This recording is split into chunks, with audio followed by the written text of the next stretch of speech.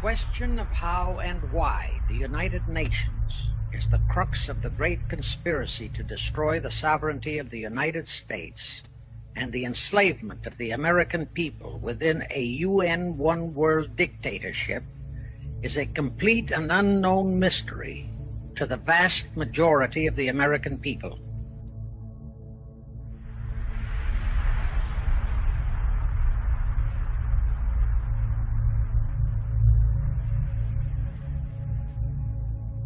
The reason for this unawareness of the frightening danger to our country and to the entire free world is simple.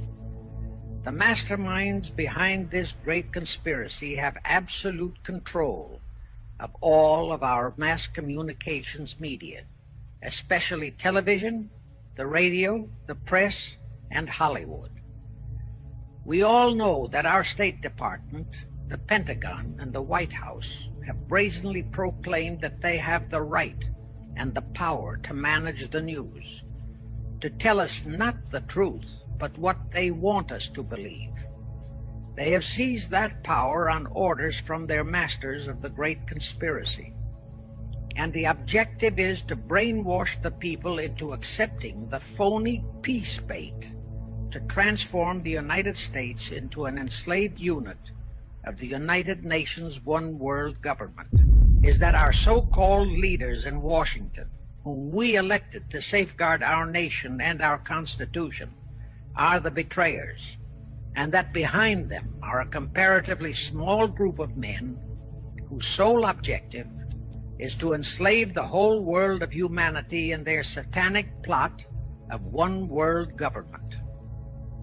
Now, as a matter of further intelligence, a term used by the FBI, let me clarify the meaning of the expression, "he is a liberal."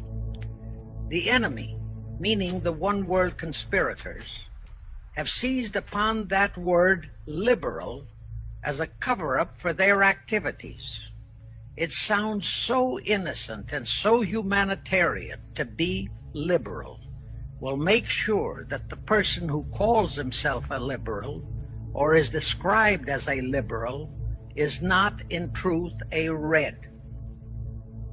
Now then, this satanic plot was launched back in the 1760s when it first came into existence under the name of the Illuminati.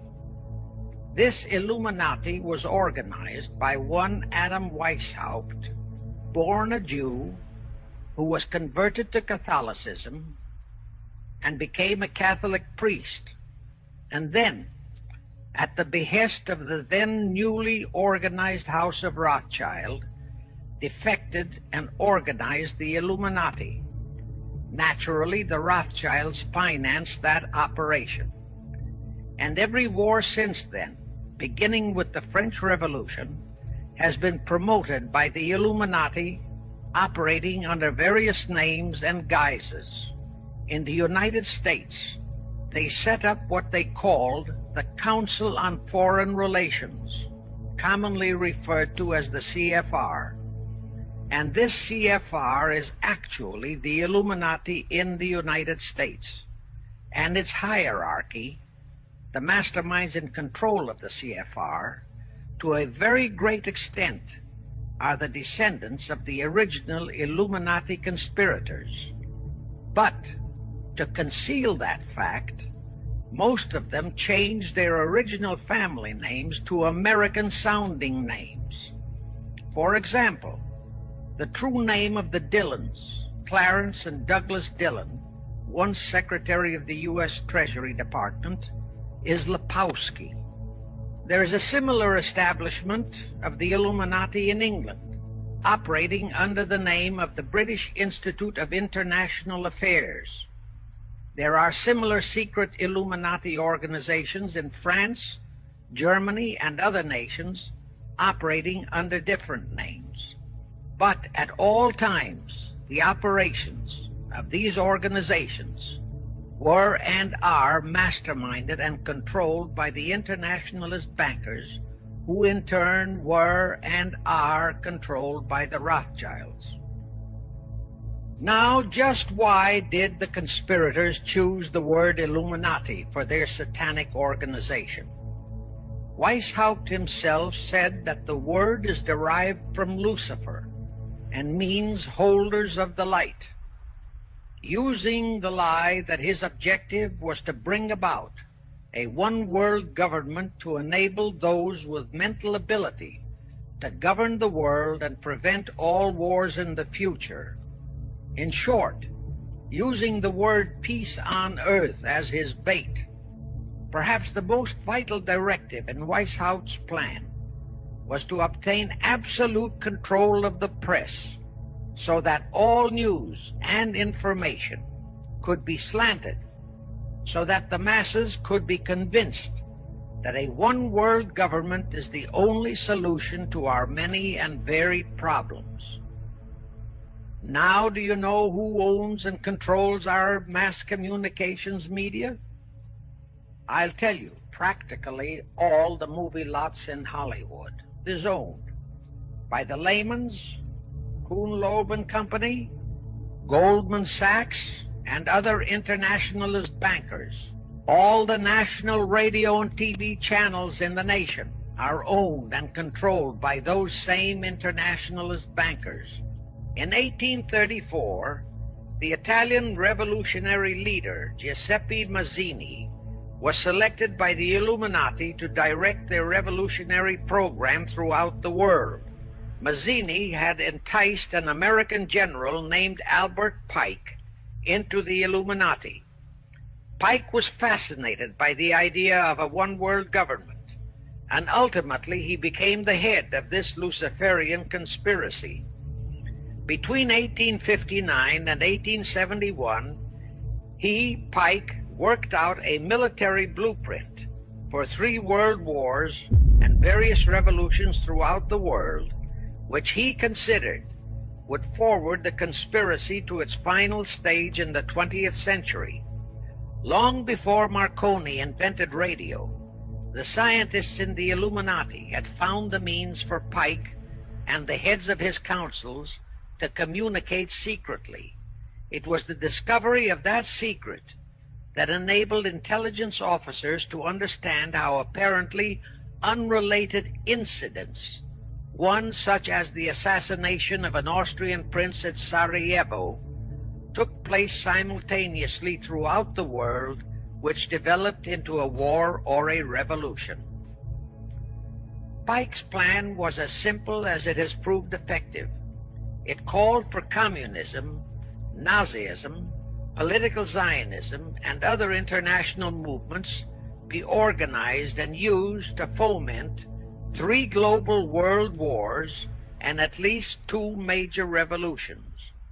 World War III is to be fomented by using the so-called controversies the agents of the Illuminati, operating under whatever new name, are now stirring up between the political Zionists and the leaders of the Muslim world.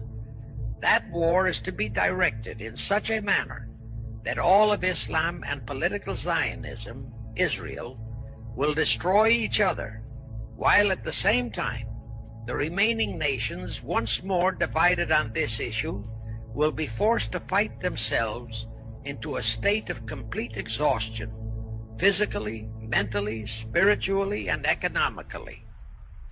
Now, can any thinking person doubt that the intrigue now going on in the Near, Middle, and Far East is designed to accomplish that satanic objective?